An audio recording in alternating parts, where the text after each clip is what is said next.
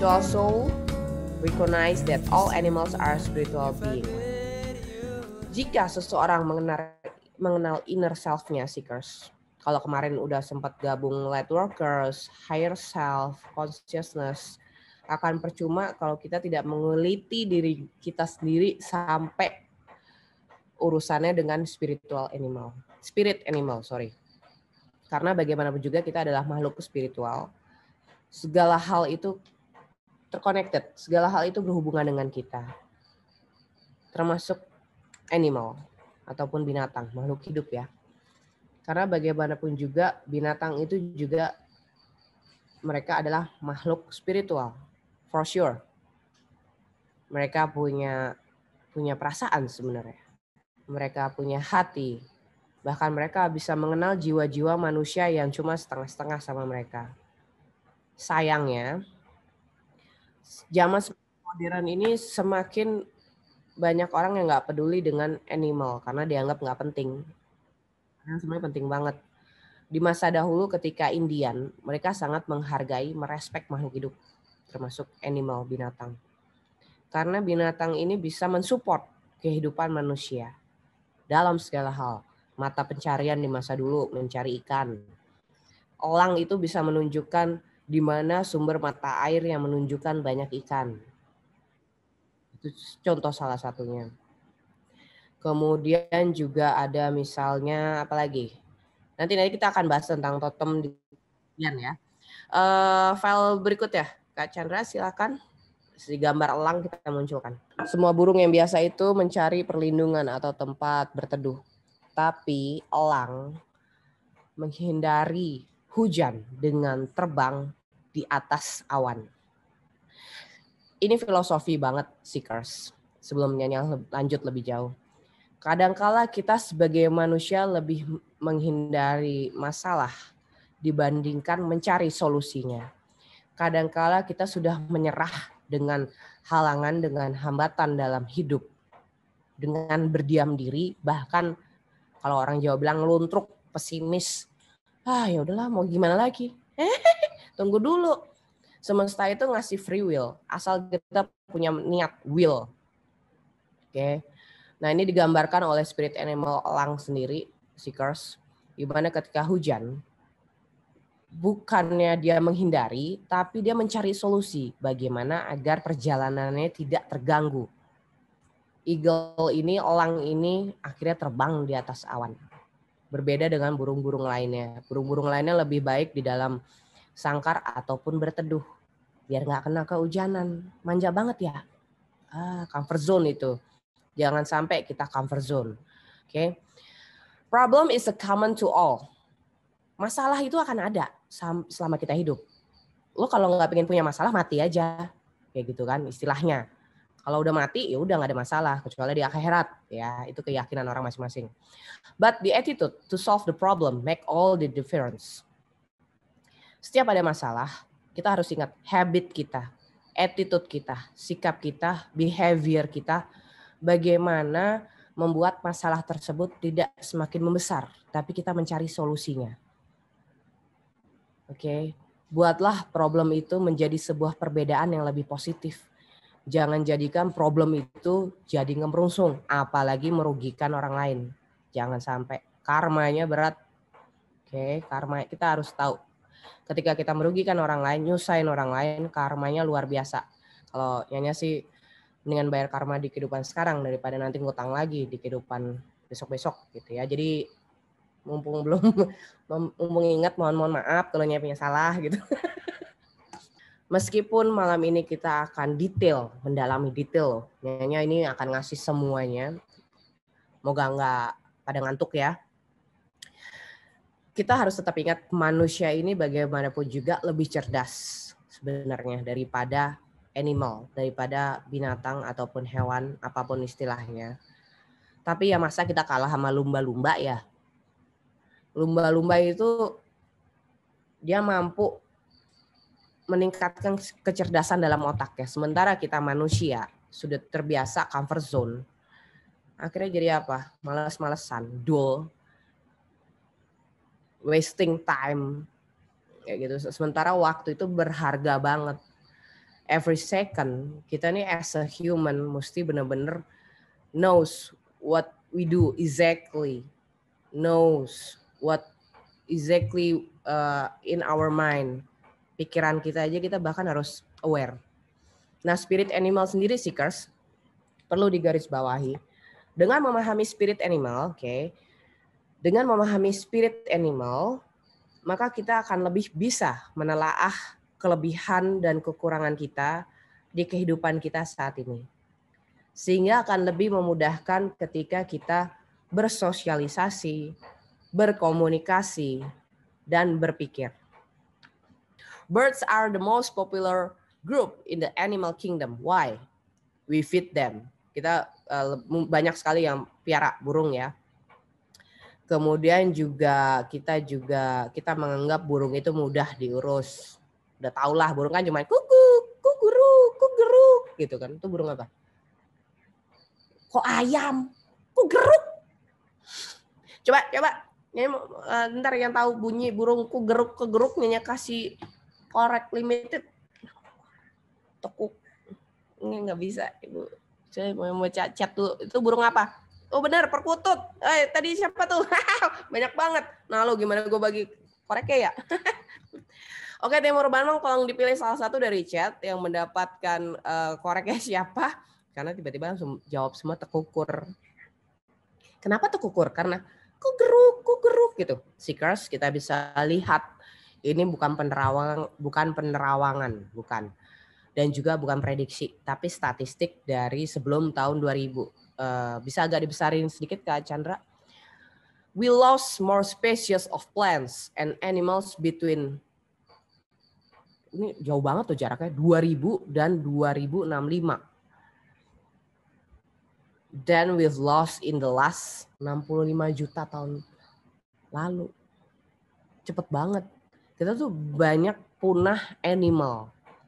Segala macam animal, mau itu monkey, apapun ya, satwa ya. Pokoknya segala macam kayak badak bercula satu aja itu juga udah makin berkurang.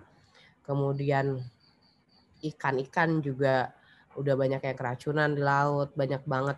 Sehingga perkembangbiakan animal itu dipaksa istilahnya lah. Jadi nggak sehat. So, if we don't find answer to this problem, we're gonna be victim of the extinction, even that we are fault for. Secara tidak sadar kita meskipun kita kayak yang nggak ikut campur ya, tapi setidaknya kita harus paham mengenai kalimat ini. Karena kembali lagi kita manusia, kita lebih cerdas, kita harus punya kesadaran paham mengenai kita tinggal sama-sama di bumi dan animal juga bagian dari ekosistem. Ini nggak bisa dilepaskan. Kebayang nggak sih kalau tidak ada lagi animal di seluruh muka bumi, kita mau makan apa? Makan orang. Kalau teman makan teman mah udah biasa ya. Ini jangan sampai kita jadi kanibal karena tidak ada animal yang bisa lagi kita makan. Apalagi nih kalau kita karnivor, ya kan? Oke. 10 yang diyakini oleh suku Indian atau disebut Native American, ini ada sejarahnya. Suku Indian mengenai kekuatan spiritual di masing-masing animal yang seekers bisa lihat gambar ya sekarang. Jadi gambar yang ada di depan kita ini adalah perwakilan dari animal yang memiliki kekuatan spiritual. Oke, Nyonya sebutkan satu-satu totem apa yang sudah diyakini dari suku Indian dari zaman dulu, bahkan sampai sekarang ya.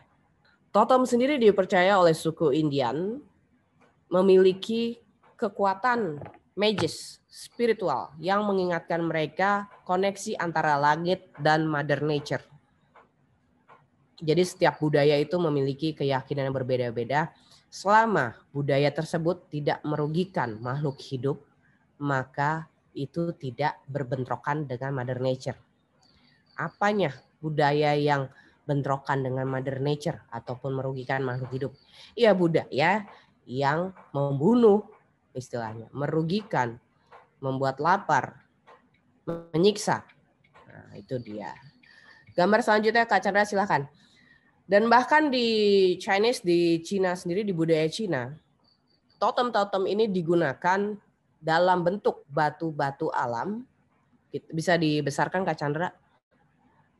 Ini Nyanya juga lagi pesan belum sampai ya. Itu ada gambar doggy, anjing, kemudian ada kura-kura, kemudian ada apa lagi tuh? Ada babi, pig, ada apa lagi? Kuda, kudanya lagi istirahat. Kemudian ada beruang, lucu-lucu ya. Nah, kenapanya kok di gambar ini sendiri, di batu ini sendiri kok si burung hantu warnanya hijau, maksudnya digiok. Terusnya tiger eye kenapa di kerbau ya? Karena batu alam pun seekers punya energi yang berbeda-beda. Jangan sampai ya tiba-tiba ada rose quartz atau pink ini yang pink ini jadi kerbau, lembut banget jadinya. Melambai dia.